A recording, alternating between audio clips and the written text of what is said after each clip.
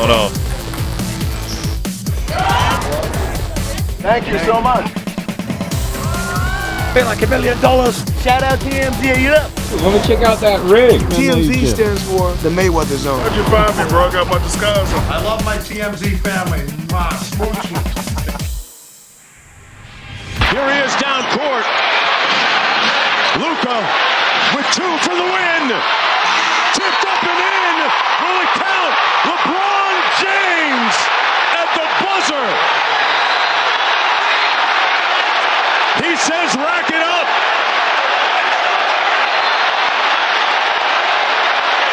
LeBron James not always there when you call, but always on time. Welcome to TMZ Sports. I'm Mike Babcock with my guy, as always, Mojo Muhtadi. Mojo, of course, that was LeBron James last night with the buzzer-beating tip-in to beat the Indiana Pacers in front of their faithful fans.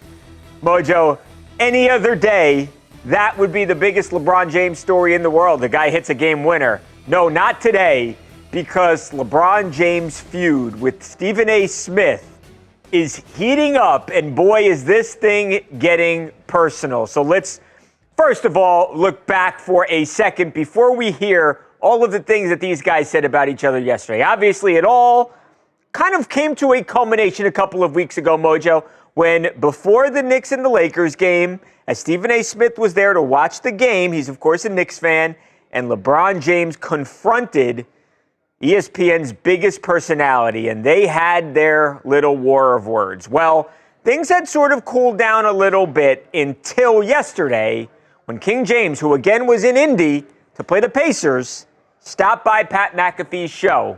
That kicked off a whole day of trash talk back and forth. Watch this. That feels like a moment that had been brewing for a long time. He's like on a Taylor Swift tour run right now. Oh, yeah. Yeah, we're watching it. Yep. We're all seeing it. Oh, yeah. We're all, you're seeing it as well. He literally, it started off with, I didn't want to address it. Yeah, sure. I didn't want to address it. I wasn't going to address it. But since the video came out, I feel the need to address it. Yeah, well, viral. You would be not to talk about it. Are you kidding me? If there's one person that couldn't wait to the video to drop so you could address it, it's your ass. Like, seriously, and I know he's gonna be happy as hell. He's gonna be smiling from ear to ear when he hears me talking about him again. Oh my God, he's gonna get home and grab some ice cream out of the freezer and sit in his chair in his tighty whities on the couch. I hope at some point you two do get a chance. But you're right. Dude, relax, bro. It was on national television. The cameras were rolling. And had I done something, what do y'all want me to do? You want me to act? You want this to be a reincarnation of Chris Rock and Will Smith? And let me state for the record that while we bring up that, let me assure you it wouldn't have gone down like that. I would have gotten my ass kicked, because had that man put his hands on me, I would have immediately swung on him. Immediately. So there it is, Mojo. I mean, we're literally to a point now where we are actually talking about these two guys fighting one another. Craziness. Yeah, I don't know, Babcock. Are we talking tough right now, Babcock? Because that is certainly what it sounds like. I mean, clearly these two guys don't like each other. I mean, we live in a world where most issues are scripted these days. It's all for the camera. We're trying to sell tickets, sell t-shirts, get likes and views and stuff like that. But I actually believe that this one is legit. When you are constantly talking about someone's child, whether they got it coming or not, whether they deserve it or not, whether that comes with the territory or not, doesn't change the fact that you're probably not going to like who's ever talking about your kid that much. So I believe that there's bad blood there. I don't believe that had LeBron put his hands on Stephen A. Smith that he's swinging off the break. I don't really see that happening. I mean, if he feels any kind of guilt for anything that he said, I don't think swinging is the first place your mind takes you, especially when you're involved with someone who would absolutely whip your ass. So I don't know, Babcock. Either way, I hope it happens. There is a real opportunity for these guys to possibly have a real deal boxing match at this point. Now, LeBron James actually took a little bit of a jab at Stephen A's boxing abilities. Last night, Mojo, he goes to his Instagram page where he's got hundreds of millions of followers, and he posts an old video of Stephen A. Smith doing some boxing training where I think even Stephen A. would admit that this ain't exactly it. You know, he doesn't look like Floyd Mayweather here. He doesn't look like he is a very talented fighter, but nonetheless, the video is a couple of years old. Mojo, there's a guy by the name of Damon Feldman. People may be familiar with that name. There he is. He is the original when it comes to these celebrity fights. He founded the celebrity boxing company. He is still doing big things, still making big celebrity fights. He sent a message, Mojo, through us, through TMZ Sports, to LeBron James and to Stephen A. Smith. Watch this. What's up, guys? It's Damon Feldman with Celebrity Boxing. You see what's going on here with LeBron James and Stephen A. Smith. Stephen A. Smith, you keep calling everybody out, put them on the spot. You had something to say to LeBron. Now you're doing some boxing training, so you have to be calling LeBron out. So the bottom line is, I already talked to my investors in Saudi Arabia, and now's the time. They're willing to back this match. Are you going to step up? Let's make this happen. LeBron James versus Stephen A. Smith in celebrity boxing. You know, Mojo, I think it's important there that Damon says, I've got my investors from Saudi Arabia. We know how much money is in Saudi Arabia. I think that's the bottom line here, is that Stephen A. Smith has signed something like $100+ million contract. LeBron James is a billionaire. So it would take a lot of money, despite how much these guys clearly hate each other. It would take a lot of money, Mojo, to get them in the ring, especially LeBron James. But Feldman is seemingly saying, hey, we've got the financial backing here. I'm not saying that this is going to happen. I will say I will be the first one in line to watch it if it does, Mojo, and I totally believe that Damon is serious about putting this fight on.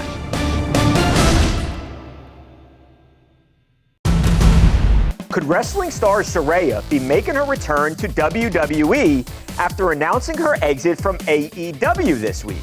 We'll ask the wrestler formerly known as Paige that very question when we come back on TMZ Sports.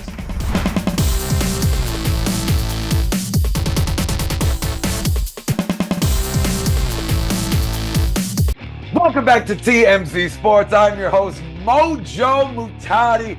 Hyped up today because we are joined by my good friend, the multi-talented international sensation, Saraya joins us on the show. Saraya, how are you feeling today? I'm good, Mojo. You make me sound so cool. I need you to introduce me to every room when I walk in. That'd be amazing. Well, that's what happens when you're a champion all over the world in wrestling. You got your own movie, your own book, your own podcast. The list just goes on, so you get a hell of an introduction. Lot to talk about today, but first, let's start with the news. You are now a free agent. You are finished with AEW. Tell us all about your departure there, how you're feeling, all of the things. It was really great. It was mutual, which is really wonderful. Tony was great throughout the whole process. He was very supportive of everything. I just wanted to get my toes wet outside of wrestling, and I feel like my time in AEW was coming to an end anyway, and so I love my time there. I loved everyone behind the scenes. I got treated really well, but I was just okay, I'm going to have to just take a little chance on myself here and kind of dive into the world outside of wrestling.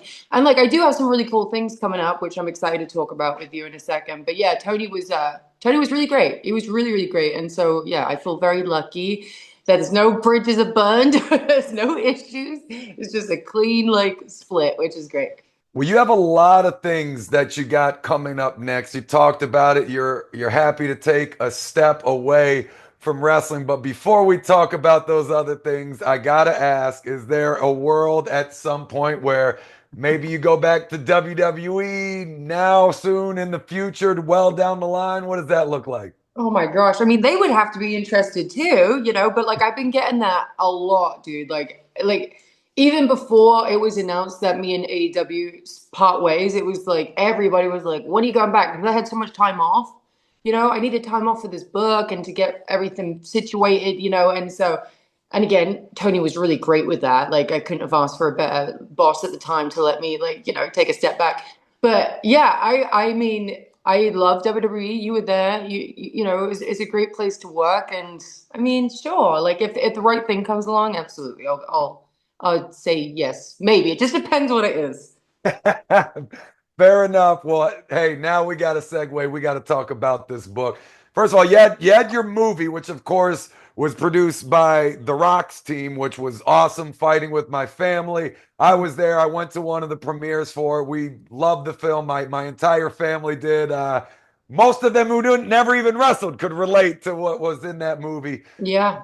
Now you got your book, right? And this takes everyone well past the movie. It's a closer, more in-depth look. Talk a little bit about what we can expect from that. When it comes to the movie and the book, they're very different because if you've seen the movie and even if you like haven't, I'll explain it to you. It's a PG version of my life, right?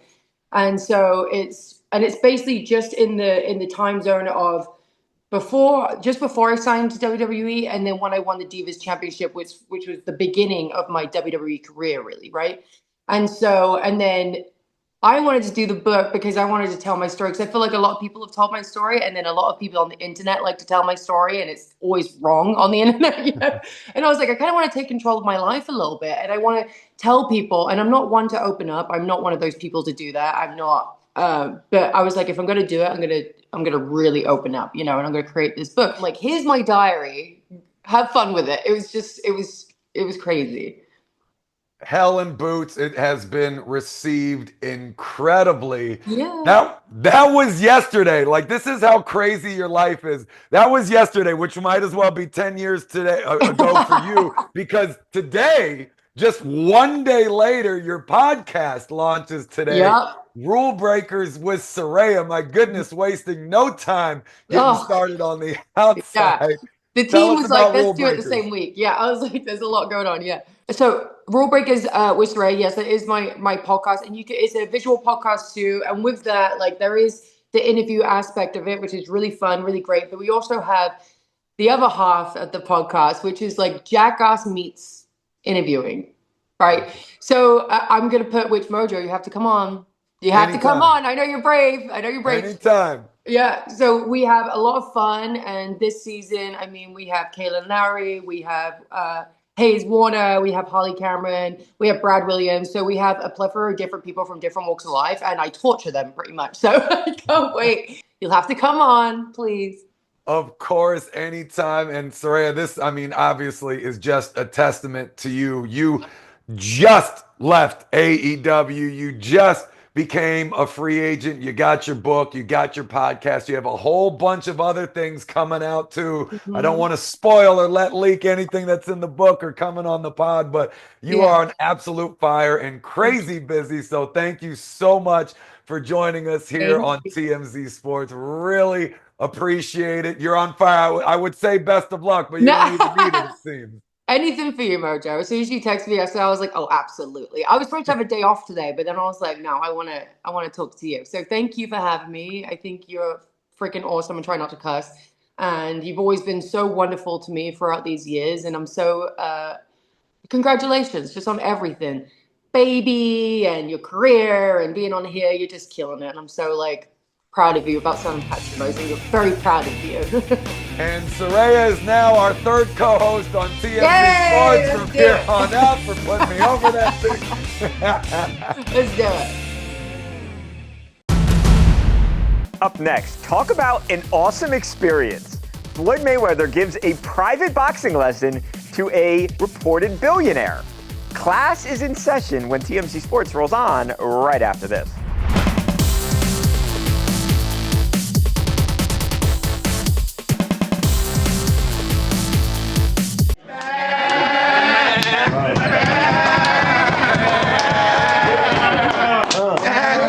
Last thing. Welcome back to TMZ Sports, Mike and Mojo. Mojo, how would you like to be a boxing fan and get a one-on-one lesson with the guy who might be the greatest boxer of all time in Floyd Mayweather? That's exactly what happened for a crypto pioneer, this ultra-wealthy guy named Acme Warawat. He's from Thailand, Mojo, but the guy does business all around the world, and he is currently working on something with Floyd Mayweather. Now, we don't know the exact specifics of their business deal, but bottom line is Floyd and Acme recently got together in New York City. Now, they had their business meeting, Mojo, but they also found time to hit up one of Floyd's boxing gyms, which he has all over the country, and Floyd, 50-0 Floyd Mayweather, again, as good as they come in the boxing ring, gives a one-on-one lesson. Watch this. There we go. Jab. Jab. 1, 2. Yeah. Together. Boom, boom, boom. Not just like this. Boom, boom. Together. Boom, boom. That's my friend. I don't do my friends like that. You know, Mojo, I mean, it's like Tom Brady teaching you how to throw a football or Steph Curry teaching you how to shoot a three-pointer. I mean, that's the equivalent here, and that's what Acme got. And by the way, Acme, better boxer than Stephen A. Smith. But anyway. I mean, I guess when you're rich as hell, you can do it this way, Babcock. I mean, if you're asking me, I would probably get another coach, a cheaper coach, to learn how to throw a punch, to learn how to do anything first. And maybe once I've been training for a little bit, maybe that's when I start calling goats up on how to take my game to the next level. But then there's this. You can show up wearing hoodies and khakis and whatever else this guy's doing and just do it. I mean, when you got crazy money, when you got a B in your status, billionaire status, then who cares what you're up to, right, Babcock? You do it your way, but either way, I mean, there's a lot of people that would pay a lot of money for this kind of thing. Obviously, we're looking at it right now, so you get an opportunity to work with a pretty cool thing. I do like that he was on him, though. You know, he didn't just let him off the hook and let his errors and mistakes go. I mean, he's keeping him in line. That's how you got to do it. Yeah, it's really cool. I can promise you, and you know that Acme is a big deal because Floyd Mayweather doesn't get into the gym and give an amateur fighter, let him hit the mitts or hold the mitts. That's not something that Floyd Mayweather would typically do. That doesn't mean that Floyd's not cool or friendly or any of that stuff, but the guy is 50-0. He's one of the greatest fighters of all time, if not the greatest, and not something that he just does for anybody. Shout out to my guy Jonah right there.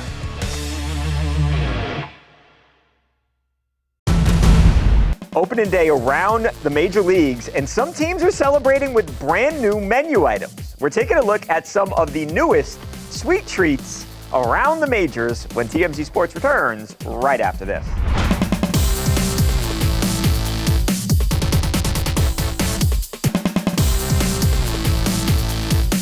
Welcome back to TMZ Sports, Mike and Mojo. Mojo, I know we sort of had like an opening day last week with the Dodgers playing 2 games overseas. Today is the real opening day, and that's why it's time for TMZ Sports.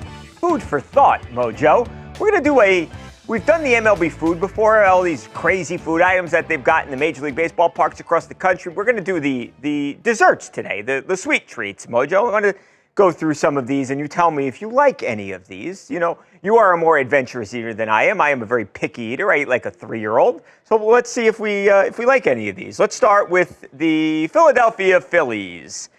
S'mores quesadillas, Mojo. The s'mores quesadillas.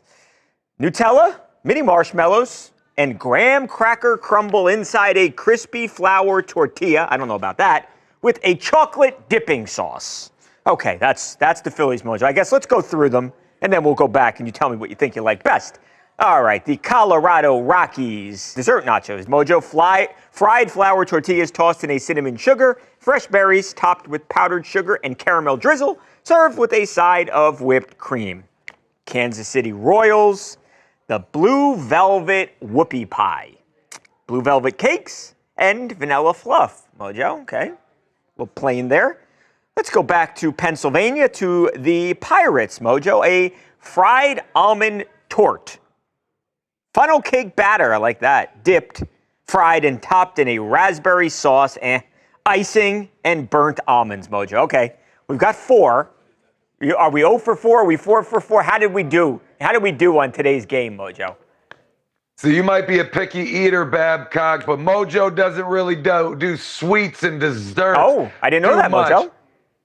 Not because I don't enjoy them. I'm just trying to watch myself. You know, I can't be getting. See, I don't care about being being fat, Mojo.